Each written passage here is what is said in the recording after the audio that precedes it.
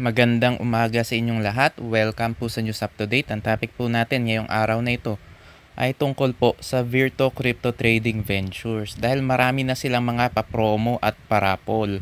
Ito ba ay indikasyon na malapit ng tumakbo ang mga pasimuno ng Virto Crypto Trading Ventures scam? Alam naman po natin na scam po ang Virto Crypto Trading Ventures dahil naglabas na po ng advisory ang Securities and Exchange Commission laban po sa Virto Crypto Trading Ventures noong February 2024 at naglabas na rin sila ng Order of Revocation laban po sa Virto Crypto Trading Venture Holdings o PC noong April 2024. At ang single stockholder o president o treasurer daw ng Virto Crypto Trading Venture Holdings o PC ay si Michael Togonon at nominee si Mikey Togonon at alternate nominee si Miles Togonon at ang applicant o representative ay si Micaela Togonon. At si Micaela Togonon din ang nagpapakilalang CEO at presidente ng Virto Crypto Trading Venture. Ngayon, marami nang papromo ang Virto Crypto Trading Ventures. Ang isa nga sa promo nila ay yung mid-trial plan na 70% daw sa loob lang na 7 days pero natapos na yon noong May 25 at ngayon meron naman daw silang mid-dual plan na 200% sa loob lang daw ng 20 days at ang promo daw na yan ay hanggang May 29. Alam naman natin na puro pang-hype na lang yan dahil naghahanda na silang tumakbo kaya palaki ng palaki ang mga papromo nila. At bukod po sa papromo ay meron din po silang parapol.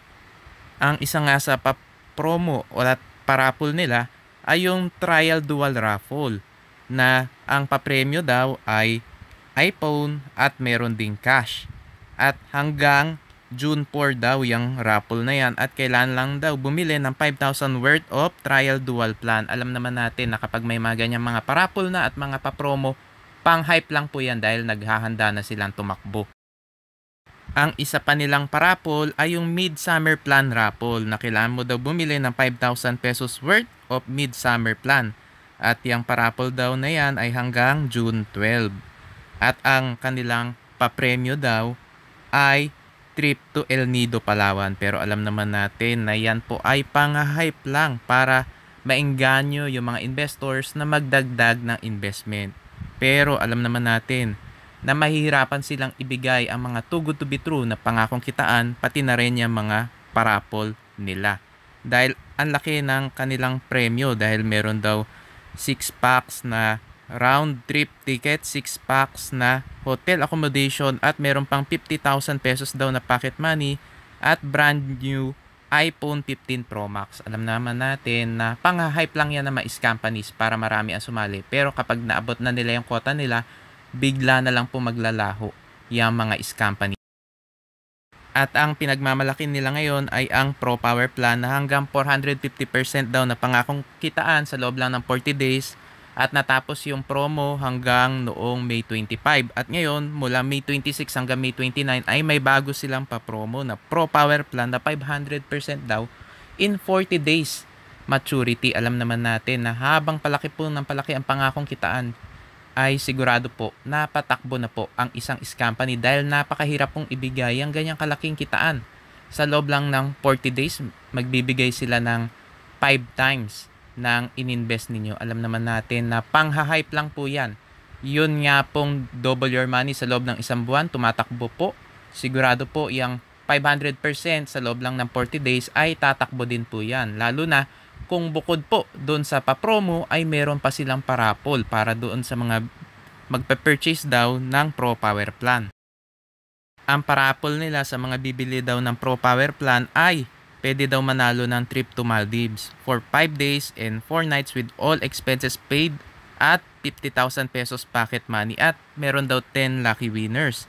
At kailangan daw ay mag-purchase ng 5,000 pesos worth of Pro Power Plan. At ang promo daw ay hanggang June 20. Alam naman natin na nangha-hype na sila. At makikita nyo meron silang target entries. At ang target entry nila ay 3,500 entries. So yan po ang target nila para po tumakbo na sila dahil imposible na ibigay nila yung trip to Maldives, yung trip to El Nido at yung mga pa-premium mga pera at cellphone dahil mauubusan sila ng pondo. Alam naman natin na puro pang-hype na lang po ang mga companies kapag na-booking na po sila at kapag patakbo na po sila. Kaya mga kababayan, umiwas po kayo sa Virto Crypto Trading Ventures. At meron din silang pa-promo para daw doon sa mga DRB o Direct Referral Bonus at yung Referral Commission Multiplier Incentives. So talagang todo-todo na, talagang nangha-hype na sila sa mga investors para nga magdagdag na investments at nangha-hype na rin sila para doon sa mga recruiters na magpatuloy sa pagre-recruit dahil bukod doon sa kanilang referral commission ay may multiplier pa at pwede pa raw madagdagan yung kanilang kikitain sa pagre-recruit.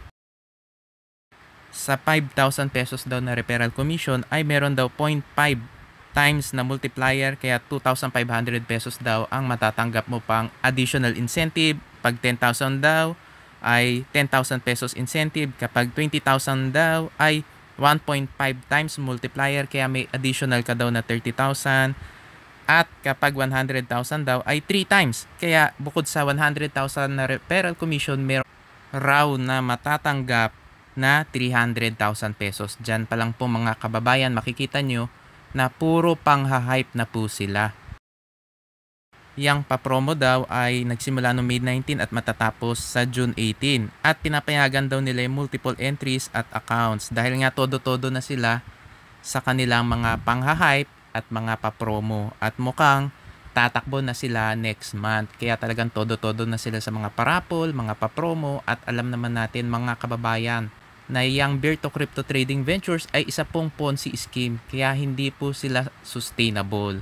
Sigurado pong tataob po yan dahil yung ginagamit nilang pang payout sa mga naunang investors ay galing lang po sa pay-in ng mga bagong investors. Kaya mga kababayan, umiwas na po kayo sa Virto Crypto Trading Venture Scam at kung kayo po ay nag-invest dyan, humingi na po kayo ng refund at kung kayo po ay nagbabalak sumali dyan, wag na po kayo sumali dahil patakbo na po yan.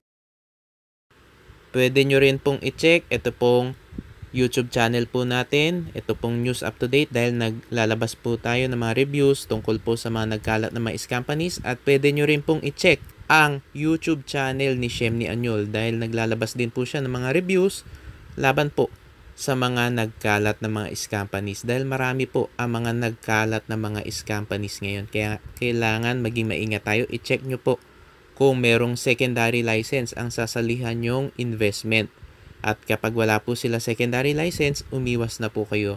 At kapag meron po silang pinakitang secondary license, i-verify po ninyo sa Securities and Exchange Commission dahil meron po mga kumpanya na namimeke ng dokumento. Mga kababayan, maraming salamat po sa inyong patuloy na pagsuporta sa aking channel. God bless po.